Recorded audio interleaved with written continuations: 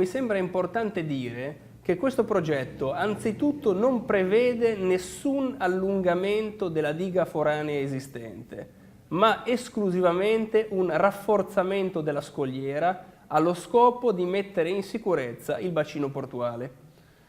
Nel contempo questo progetto non prevede realizzazioni di volumetrie interne al porto, prevede esclusivamente la realizzazione di volumetrie nel retroporto, ma con limitazioni previste già dal Consiglio Comunale, al di là di quanto potrà integrare la conferenza dei servizi, e con previsioni specifiche anche sulle tipologie di colori, di stili e di materiali che dovranno essere utilizzati, affinché il realizzato sia conforme alla qualità dell'esistente.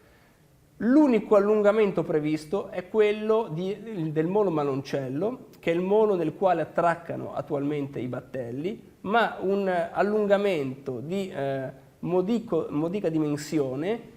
il quale non è ad oggi quantificato perché dovrà essere verificato congiuntamente agli enti partecipanti alla conferenza dei servizi, dato che trattasi di un allungamento funzionale a mettere in sicurezza la parte interna del porto.